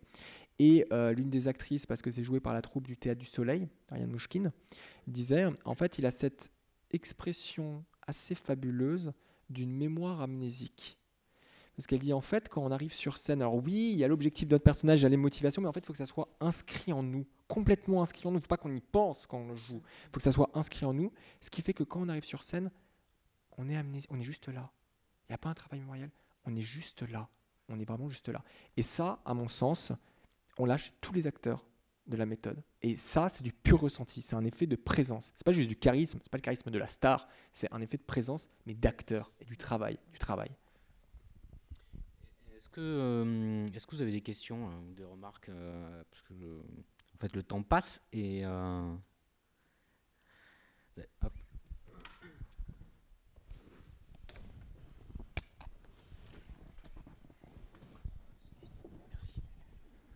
Bonsoir. Moi j'ai une question, alors pas tellement sur la méthode je comprends que c'est plus large que l'acteur studio, que ça continue à vivre avec votre enseignement par exemple. J'ai une question sur l'institution de l'acteur studio. Quand on regarde les acteurs des années 60-70 à Hollywood, la grande majorité d'entre eux, qui ont les premiers rôles à Hollywood, ils sont passés par l'acteur studio. C'est les acteurs qu'on voit à l'écran, par exemple, en ce moment, ou Paul Newman, ou Ellen Burstyn, etc. Donc ensuite, dans les années suivantes, 80-90, c'est moins vrai. On a moins une emprise de l'acteur studio sur les principaux rôles à Hollywood. C'est un peu ce que vous avez évoqué tout à l'heure. Ouais. Je me suis fait cette remarque quand j'ai vu le documentaire en 3 parties qui est passé à la Cinémathèque, là, où quand on voit les élèves qui font les exercices, finalement, il n'y a pas tellement d'acteurs qui ensuite sont devenus très connus. Donc comment on explique comme ça qu'il y a une génération qui a vraiment pris d'assaut Hollywood en passant par l'acteur studio et qu'ensuite c'est devenu beaucoup moins vrai, même s'il y a encore quelques acteurs qui en sortent, c'est moins imprégnant. Alors, moi, il y a une première explication, c'est la mort de Strasberg. C'est-à-dire que même si après Strasberg, c'est Ellen Burstyn qui reprend la direction artistique du studio, Paul Newman est président de l'acteur studio, il y a quand même quelque chose qui disparaît. Il y a une flamme qui s'éteint malgré tout, malgré le fait qu'il y a 15 ans, en fait, ce soit dit, c'était Annie Tresgo, j'en reparlerai, mais qui a réalisé le documentaire Hello Actor Studio, que vous avez mentionné, qui disait en fait, au moment où Strasberg est mort, elle a envoyé une lettre à il y a 15 ans, pour dire voilà, je suis désolé d'apprendre la mort, et elle disait en fait dans sa réponse, je sentais qu'il n'était pas si triste que ça, en fait, il y a 15 ans, parce qu'il se disait peut-être qu'on va pouvoir un peu relancer la machine, en fait, et en fait non, parce que Strasberg était réellement important, il y avait une aura autour de lui, et c'est pour ça aussi que parfois on l'a un peu comparé abusivement à un gourou. Mais il y a effectivement ça qui s'est... Alors maintenant, la question parce que l'acteur studio existe toujours, et cette question de génération. Justement, j'en parlais avec Annie Tresgo quand je l'ai rencontrée, je lui disais, voilà, c'est vrai, même question que vous. Il n'y a plus de génération d'acteurs, elle me disait, il faut attendre. Il faut attendre, et j'oublie toujours son nom, c'est Terry Frank, l'acteur d'American Sniper. De Clint Eastwood, le film. Bradley Cooper, il sort de l'acteur studio. En fait, il a suivi l'acteur studio version avec un diplôme ensuite d'art dramatique, etc. Et Bradley Cooper, c'est un bon exemple. C'est un premier acteur où vraiment on a un type acteur studio, mais qui vient vraiment de l'acteur studio. L'autre raison pour laquelle, à mon sens, on n'a plus peut-être cette aura, c'est qu'en fait, l'acteur studio est un peu partout. Aujourd'hui, avec la fameuse méthode ou les méthodes se sont diffusées absolument partout. J'entendais une comédienne la dernière fois qui parlait du Théâtre National à Strasbourg, grand Théâtre National, qui disait « on ne cite jamais Stanislavski, jamais ». Mais en fait, on fait que du Stanislavski. Mais on le cite pas, par contre. On le cite pas. Ça fait vieillot, Stanislavski. Mais par contre, on fait du Stanislavski complètement. Il faut par ailleurs savoir que la méthode, c'est aussi diffusée par le biais d'ouvrages. Notamment, tu évoquais Michael Chekhov, qui est le neveu de Anton Chekhov, qui lui a écrit un ouvrage « To be an actor », qui en fait était vraiment un manuel pour acteurs, mais inspiré du système Stanislavski, et qui a été distribué partout à Hollywood. Absolument partout. Et c'est marrant, France, que la dernière fois tu me parlais de Clint Eastwood en me disant lui il n'est pas acteur studio. Et en fait il avait dit alors ouais, je suis pas acteur, je suis pas passé par l'acteur studio, mais par contre en fait comme tous les acteurs de ma génération, j'ai lu le bouquin de Michael Chekhov parce qu'en fait et quand j'étais à Hollywood dans les studios, c'est le bouquin qu'on nous passait en fait à lire. Ce qui fait que quelque part ce côté révolutionnaire est devenu, j'ai pas envie de dire conventionnel, mais naturel. Peut-être, finalement. Aujourd'hui, c'est quelque chose qu'on retrouve chez tous les acteurs, mais de façon quasi instinctive. C'est la chef de Monsieur Seguin. On fait du Stanislavski sans même s'en rendre compte parce qu'on l'a complètement incorporé. Ça explique peut-être aussi pourquoi on n'a pas ce côté label acteur studio aujourd'hui, moi en tout cas. Et puis, ce label, effectivement, acteur studio, était très important aussi pour la survie mercantile. Ça, c'était très très important. Ça fait aussi partie des différences entre un Strasberg et d'autres personnes du groupe Theatre comme Robert Lewis, Meryl Streep, elle vient de Lewis, Meisner, c'est Diane Keaton, Stella Adler, qui ont moins joué la carte de la starisation et de la mise en avant des stars venant éventuellement de leur studio ou de leur workshop ou de leur accompagnement ou de leur coaching, parce qu'ils ne voulaient pas aller sur cette piste-là qu'ils pouvaient considérer, à tort ou à raison, peu importe, vulgaire. Cet appât du gain était considéré pour beaucoup du groupe Theatre très vulgaire. Ce qui ne posait aucun problème à Strasberg, d'où l'essor de ça, et qu'il a largement utilisé, réseauté et mis en avant aussi parce que c'était aussi son gagne-pain. Mais c'est ça, et puis il faut aussi rappeler que ce côté vulgaire que tu évoques, c'est venu beaucoup d'acteurs. Montgomery Clift, par exemple, a beaucoup hésité avant d'aller à Hollywood parce qu'il se disait, est-ce que je ne vais pas vendre mon âme quelque part voilà. Alors il y a des acteurs qui l'ont fait plus rapidement. John Garfield, par exemple, qui était dans le groupe Theatre, lui il allait à Hollywood, il y a 15 ans, il va aussi à Hollywood, au bout d'un moment, il faut y aller. Mais tu as raison par rapport à Lee Strasberg, il faut quand même le dire, par rapport à Lee Strasberg, il adorait les stars. Pourquoi il adore tellement que Marilyn Monroe vienne? C'est parce qu'il se dit, mon Dieu, il y a un potentiel d'actrice. Non, il y avait un potentiel d'actrice, c'est vrai. Parce qu'il se dit, mais c'est la consécration pour nous. Il y a Marilyn Monroe qui vient. Et au moment où ils montent leur troupe de théâtre, Actor Studio Theater, où ils disent, voilà, on va faire des pièces de théâtre, des représentations, en fait, ça se casse la gueule, ce truc, à cause de Lee Strasberg. Parce que Lee Strasberg, on lui propose la pièce Qui a peur de Virginia Woolf. Les membres du studio disent, c'est génial pour nous, c'est exactement ça. Mais c'est pas assez connu. Ok. Ensuite, ce qu'il faudrait faire, c'est faire revenir Paul Newman pour jouer dans une pièce hyper commerciale.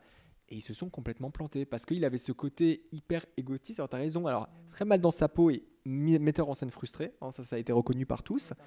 Et il y a eu ce côté prise de pouvoir de Strasberg et puis ce côté, il adore les stars. Il adore les stars parce que ça fait monter le label Actor Studio. Et parce que si on parle de l'Actor Studio, on parle de Lee Strasberg. Parce qu'il est devenu l'Actor Studio. Il y a un film assez intéressant en français, Les Amandiers, qui est sorti récemment, où en fait, ils n'arrêtent pas de dire on va à l'Actor Studio, on va à l'Actor. Ils vont pas à l'Actor Studio, ils vont au Lee Strasberg Institute. C'est pas l'Actor Studio, c'est un atelier qui a monté Lee Strasberg à côté. Mais parce que Lee Strasberg, c'était l'Actor Studio. Il faisait qu'un. Pardon. Oui. Question. Oui. Bonjour, merci pour cette rencontre. J'avais 2 questions. Une, c'était concernant la méthode Ivana Chubbuck. Est-ce que c'est une méthode que vous connaissez? Et si vous la connaissez, est-ce que vous l'estimez comme quelque chose de plus doux par rapport Moi, personnellement, je ne la connais pas. Absolument pas. C'est une découverte pour nous ce soir. Ok, bon, je vous laisserai regarder alors. Et la deuxième question, donc rien à voir avec la méthode, c'était plus sur l'observation dont vous parliez. Est-ce que vous pensez que ça peut être pertinent dans cet exercice d'observation, quand on observe vraiment, en tant que comédienne, l'autre, l'étranger, d'imaginer vraiment un animal en fait à la place de la personne, et quel animal en fait il représente dans son quotidien, enfin, de façon inconsciente? Je ne sais pas si ma question est claire. Je ne sais pas, d'imaginer, je ne sais pas si c'est pertinent, mais enfin, peut-être de ressentir, c'est peut-être ce que vous voulez... ce qui pourrait être pertinent par rapport aux techniques que j'utilise, par exemple, ou pour la construction du personnage, c'est de me dire, si je veux observer Jacques, je me dis, tiens, si c'était un animal, ce serait quoi? Bonne question. Et peut-être que je vais observer pendant un temps et je vais me dire, tiens, il y a ce clignement d'yeux, il a cette colonne vertébrale un peu recroquevillée, ses hanches un peu fermées, ses petits pieds qui piétinent depuis tout à l'heure. Et je vais voir ces petites choses comme ça et je vais dire, ah tiens, c'est peut-être plus un oiseau finalement. Ah oui, je vois, ah oui, Jacques, c'est un oiseau peut-être. Et puis je vais aller peut-être un peu plus loin. Et puis, c'est bien tombé, c'est sympa, c'est sympa. T'es gentil. Un cobaye, attention, sans jugement aucun, on est d'accord. Et merci de participer de façon tout à fait non volontaire. C'est souvent comme ça que ça se passe. Mais ça, effectivement, voilà, c'est le type d'observation. Donc, effectivement, je vais à la fois utiliser l'imaginaire, je vais utiliser la sens que moi, j'ai envie de voir en Jacques. D'où j'insiste sur le non-jugement et l'empathie, parce que c'est précisément ça qui permet de ne pas me voir en lui. Et au contraire, d'accueillir en lui la différence, la nouveauté, etc. Mais et puis, tu as raison, c'est aussi cet effet de mise à distance par rapport. Alors, ça part de quelque chose de commun, à mon sens, la sensation. Tu as évoqué, tu passais par des micro-éléments, les mouvements des pieds, etc. C'est des choses qu'on peut ressentir, nous aussi. Voilà, si je bougeais mon pied, qu'est-ce que je ressens? Et après, passer par l'animal, c'est revenir à cette optique de la sensation, mais c'est aussi mettre une distance. C'est pour justement éviter aussi le côté. C'est pour poétiser, en fait, ce travail d'observation et pour éviter d'être simplement dans l'imitation et faire naturel. J'ai besoin d'interpréter un chauffeur de taxi, je prends un taxi, le mec se gratte souvent l'oreille gauche. Ah ouais, c'est pas mal ça, effectivement, je vais toujours me gratter l'oreille gauche. Non, d'accord, c'est quoi? C'est une sensation, se gratter l'oreille gauche, ça peut renvoyer à quoi? Et là, il y a le travail de l'imaginaire aussi qui continue. L'animal, sensation, mais également moyen d'attiser l'imaginaire et de poétiser un peu aussi ce rapport d'imitation qui s'établit avec l'autre. Et cette mise à distance, elle est hyper nécessaire. Moi, je me rappelle de Marlon Brando, quand on lui avait proposé le rôle de Stanley Kowalski pour Un tramway nommé Désir. Il avait dit, sa première action, ça a été de refuser. Il a dit, je ne peux pas jouer ce type, il est absolument immonde. Et après, là, le travail de l'acteur commence, c'est-à-dire qu'il a une émotion, une aversion. Et il commence à intellectualiser, il va se dire, mais pourquoi est-ce que ce personnage me dégoûte? Bon, d'abord, il ne me ressemble pas. Mais bon, a priori, en tant qu'acteur, je suis habitué à interpréter des personnages qui ne me ressemblent pas. Et puis, il va se rendre compte que, en fait, ce personnage, il lui rappelle quelqu'un qu'il a bien connu, c'est son père. Et il va se dire, ah tiens, ça c'est intéressant. Là, il y a un dialogue qui peut s'établir, mais Marlon Brando ne joue pas son père, absolument pas. Mais il va se dire, qu'est-ce qu'il y a chez le personnage de Stanley Kowalski, qui est un personnage inventé, que je pourrais arriver à comprendre. Et là, à partir du moment où un point de contact s'établit, et à partir du moment où ce point de contact est établi, l'imagination peut commencer à travailler. Et là, c'est vraiment de l'imaginaire, si vous voulez. Et c'est pas simplement de la répétition, de l'imitation, du revécu, de voilà. Il y a vraiment un travail de l'imagination qu'il faut vraiment pas laisser de côté, à mon sens. C'est pas simplement, effectivement, je projette mon père sur ce personnage. Aucun intérêt, absolument aucun sens. C'est un personnage de fiction. Voilà. Il y a une mise à distance. Mais c'est un point de contact. C'est un point de contact possible. On part du pied qui bouge. Ça t'arrive aussi, signe de bouger ton pied. Un point de contact possible. Et à partir de là, j'ai un vrai travail de création. J'imagine un oiseau et je pars sur complètement autre chose. Je suis parti de ce type qui était à côté de moi assis et là vraiment j'envisage mon personnage d'une nouvelle manière. Je pense que c'est ça, hein, où il faut être très attentif à ça, c'est l'importance du travail de l'imagination et surtout éviter la simple imitation où vous pourrez avoir l'air naturel. C'est pas réellement intéressant pour vous, c'est pas épanouissant, hein, et éviter aussi la question de la projection. Où là, effectivement, vous risquez complètement de partir de quelque chose qui n'a rien à voir avec votre personnage. Respectez le personnage, il a une identité. Oui, c'est tentant, notamment chez les jeunes en formation, par exemple, ou les moins jeunes, mais en formation, je veux dire, cette analogie, quand on se dit, tiens, il faut que ce soit naturel. Et alors, immédiatement, on les voit être juste eux, naturels. Mais dès qu'ils sont dans un rapport d'exposition ou de surexposition, qui est le plateau, ou la caméra, en fait, ça ne donne rien, ça n'a aucun intérêt. Il ne se passe absolument rien. Il n'y a pas d'effet de présence. Et donc, ce naturel, effectivement, se construit. D'où toute la méthodologie, les méthodologies. Et ce que tu disais aussi est important, c'est-à-dire que, ce qui est renvoyé à votre question, aujourd'hui au cinéma et au fil des ans, on a vu à peu près toutes ces méthodes-là revenant depuis Stanislavski, toutes les pistes et les branches du group theater, la branche Meisner, enfin, ce sont des héritages, mais tout ça est extrêmement poreux. Et donc, certains acteurs et actrices vont aller emprunter à Adler ce qui les arrange, emprunter un petit peu à Meisner l'écoute de l'autre, emprunter un petit peu à Tchekhov ceci, cela, et encore rajouter et bonifier et transformer. Et c'est comme ça que se fait aussi le... Oui, mais sans même parfois le savoir. Mais ce qui est intéressant, c'est ce qu'on disait au tout début, le système de Stanislavski, il est évolutif. Et peut-être qu'effectivement, il évolue aussi comme ça, et peut-être que c'est aussi que rendre justice à Stanislavski qui envisageait aussi son système comme ça, qui lui aussi prenait à droite à gauche, encore une fois, sa discussion avec Meyerhold ne repose pas sur une altercation et une opposition, au contraire il se dit « Ah, c'est pas idiot, t'as peut-être pas tort, il y a quelque chose à expérimenter là, de l'ordre de l'action physique ». Et peut-être qu'effectivement ce qui arrive maintenant, cette sorte de synthèse auquel on aboutit, où on emprunte à Adler, mais en fait on ne sait pas qu'on emprunte à Adler, on emprunte à Strasberg, mais on ne sait pas qu'on emprunte à Strasberg, et finalement ça revient à cette idée d'un système de jeu évolutif. En fait, je trouve ça assez génial quand on y réfléchit.